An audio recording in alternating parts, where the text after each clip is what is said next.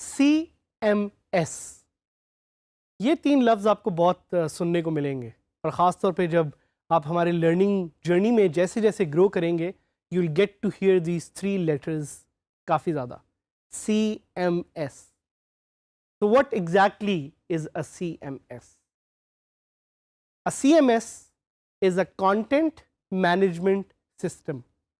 मेरे साथ रिपीट करें, content, C for content, M for management, S for system. CMS is a content management system. थोड़ा सा सोचें और लिखें अपने एक पेन और पेपर पे कि कंटेंट मैनेजमेंट सिस्टम क्या हो सकता है, what exactly is a content management system. कुछ आइडियाज आ रहे हैं आपको? तो as the name says, a content management system allows you to manage content. Content क्या होता है? कंटेंट, जिस तरह के हमने पिछले एक लेसन में भी जिक्र किया, इज वो मवाद जो आपको इंटरनेट पे काफ़ी ज़्यादा नज़र आता है। It could be in form of pictures, it could be in form of videos, it could be in form of text, it could be in form of links, it could be in form of file. So CMS is a software that stores content. इसकी एक example मैं आपको देना चाहूँगा which will help you understand कि CMS exactly होता क्या। CMS को वेब इंजन भी कहा जाता है। So very good example is to think of it as a car engine. जिस तरह गाड़ी को चलाने के लिए एक इंजन होता है और काफ़ी ऐसी गाड़ियाँ इंजन में सेम इंजन इंटरनली लगा हुआ होता है, इसी तरह CMS is the engine of the web. So जिस तरह एक गाड़ी में इंजन उसकी फंक्शनैलिटी को मैनेज करता है, बेशक गाड़ी ऊपर से जैसी भी देखने में हो या जैसी भी काम करती हो, CMS is manages the engine of a particular management system. तो CMS में 2 चीज़ें होती हैं, CMS has a back end and CMS has a front end. Back end वो एरिया है जिधर से the person who is the administrator या in short admin can manage the content of that CMS, and the front end is how the CMS looks from the front. तो काफ़ी ज़्यादा websites जो आप इंटरनेट पे विजिट करते हैं, in fact more than 70% of the entire web is powered by different kinds of CMS, different kind of content management system. और इसका जो बैक एंड है वो एडमिन्स खुद लॉगिन करके उसको चेंज करते हैं। इसकी एक बड़ी सिंपल सी example is a Facebook page.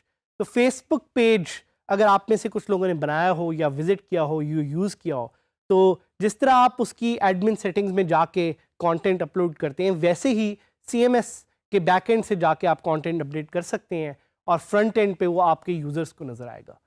CMS की एक बहुत ख़ास चीज़ ये है कि CMS allows you to use templates. So engine अंदर से जैसा मर्जी हो, सामने से जो गाड़ी की एक लुक होती है वही आपको नज़र आती है, वैसे ही CMS के सामने थीम्स होती हैं, CMS के सामने टेम्पलेट्स होती हैं, और वो थीम्स को चेंज करके you can change the look and feel of a website, बेशक अंदर से इंजन जैसा भी हो। तो there are many types of CMS, बहुत सारे डिफरेंट तरह के कंटेंट मैनेजमेंट सिस्टम हैं जो एग्जिस्ट करते हैं या अवेलेबल हैं। उनमें से कुछ फ्री हैं, कुछ पेड हैं। हमने ऑलरेडी डिस्कस किया कि WordPress is one of the very great examples of a CMS that is free and easy to use. And WordPress का ही ये कोर्स है और इस पर हम यही एक्सप्लोर करेंगे कि वर्डप्रेस को यूज़ करते हुए आप कैसे नई वेबसाइट्स बना सकते हैं, फंक्शनैलिटी अपडेट कर सकते हैं। But again it's important to know कि CMS की क्या ख़ास फीचर्स होती हैं। तो CMS usually has great SEO features. SEO का एक कोर्स भी है DG स्किल्स का जो आप ले सकते हैं, और उसमें भी कुछ CMS का जिक्र है। तो जिस तरह मैंने आपको बताया कि using a CMS you can do SEO fast because a CMS usually has built-in SEO tools. SEO से मुराद सर्च इंजन ऑप्टिमाइजेशन. एक और फीचर जो CMS में होती है वो ये होती है कि CMS usually has user management tools. तो अगर आपके बहुत सारे यूज़र्स हैं, लेट्स से आपकी एक सब्सक्रिप्शन वेबसाइट है या लोग आपकी वेबसाइट पे आके कोई परचेजेस कर रहे हैं, आप उन यूज़र्स को या उन परचेजेस को मैनेज कर सकते हैं thanks to a CMS and the built in feature it has. उसके अलावा CMS की एक बहुत अमेजिंग फीचर ये है कि आप इससे ईमेल्स मैनेज कर सकते हैं. तो अगर आपने अपने यूजर्स को ऑटोमेटेड ईमेल्स भेजनी है, your CMS can help you do that. CMS also usually has a support for built-in file types like HTML, file types like PDF.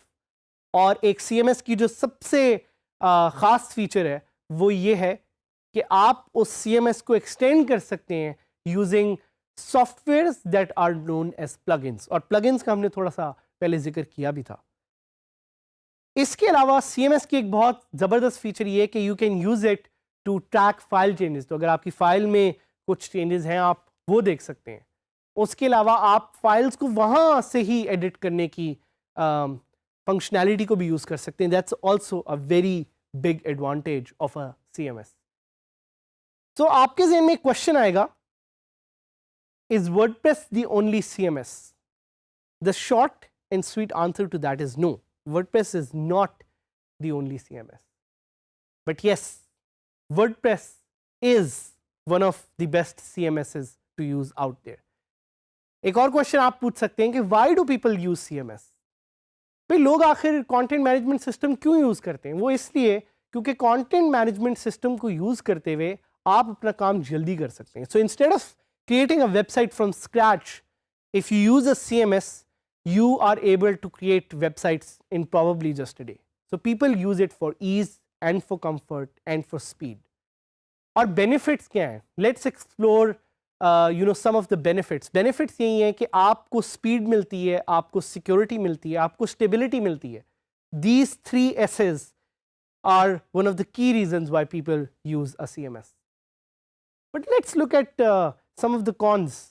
क्या वो चीज़ें हैं जिसकी वजह से CMS should not be preferred या उसके कुछ challenges होते हैं? So one of them is a security risk. CMS update होते हैं लेकिन they take their time. So it's very important for you to use the latest version of the CMS you're using. So in this case we encourage you कि आप WordPress का latest version use करें.